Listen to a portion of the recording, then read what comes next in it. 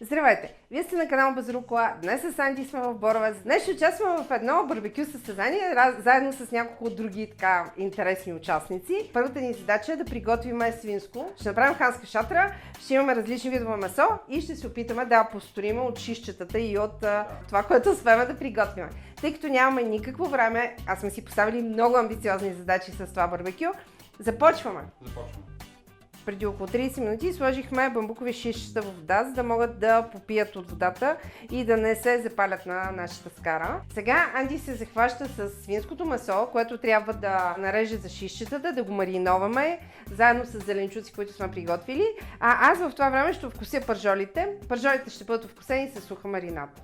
Аз ще използвам една готова подправка за барбекю. Ще сложа от нея 3 лъжици. Ще я засиля съвсем малко с половинчана лъжичка от мащърка. Ще добавя малко пушен пипер, тъй като пушеният ми пипер е много лют, но пък в същото време придава много приятен вкус. Ще добавя това количество. И разбира се, ще сложа сол. Добавям зехтин. Трябва да вкуся 6 пържоли с тази смес. Тъй като сме в полеви условия и нямам, за съжаление, никаква четка, се налага да го правя ето по този начин. Първото условие е днескашната задача. Първото условие е да се приготви някакво блюдо от свинско месо. Ние избрахме нещо много сложно, което се надяваме да успеем да сготвим докато ни изтече времето, защото имаме само 2 часа да сгубиме нашата чиния. Нашата чиния всъщност ще бъде едно голямо плато. Така трябва да приготвим абсолютно всички пържоли по този начин.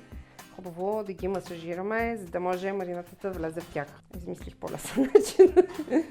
Анди прави шишчетата. Ще ги направим с много големи купчета, за да можем по-лесно да ги приготвим. За да ги направим, използваме свински пържоли, които са от врат, без кост. За шишчетата ще използваме соев сос. След това ще използваме също подправка за барбекю, нашата, така да се каже, тайна съставка. В нея има сол. Ще добавим още малко. Това хубаво нещо, хубаво ще го мачкаме. Анди, давай ти с ръкавици. Ще добавим и малко зехтин.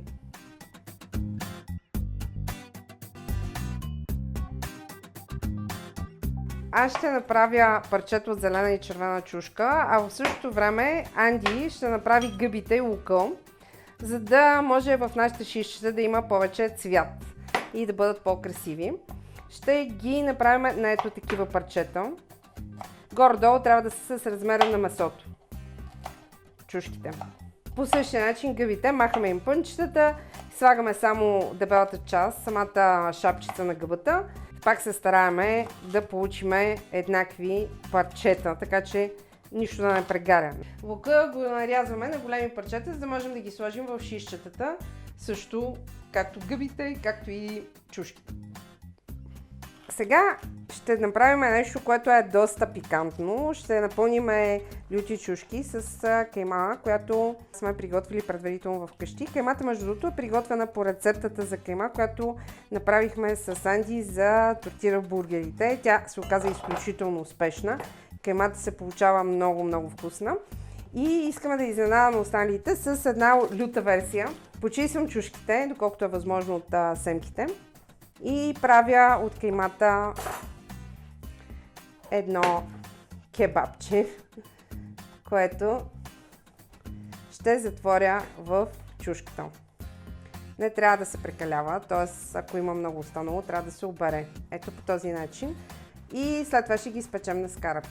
Както виждате, в момента сме в разгара на нашата барбекю вечер. Имахме малки премеждия с барбекюто, понеже не беше изчистено добре и мазнината се запали, но мисля, че се справихме с ситуацията. Потушихме огъня и за момента вървиме с леко забавяне, но като цяло се опитваме да наваксваме.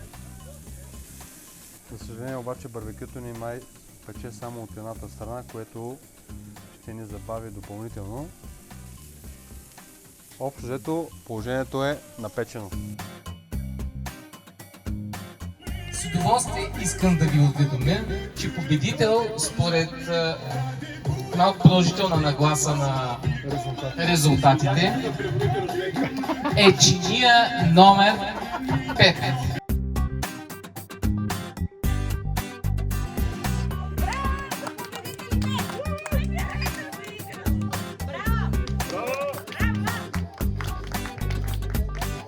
Много сме щастливи, че въпреки всичко, което успе да се сбърка, Да, обаче ние успяхме да победиме. Сгубихме чините в последния момент. Да, направо сме като за Мастершеф. Ако Мастершеф ни гледа да ни поканат, Санди сме страшна Мастершеф двойка направо. Благодарим ви, че гледахте това видео. Ще ви изпратим обязателно рецептите и подправките, които използвахме, за да подготвим всичко това. Ние сме без рукола. Анди, Благодарим. благодарим ви. И Варя! И Варя.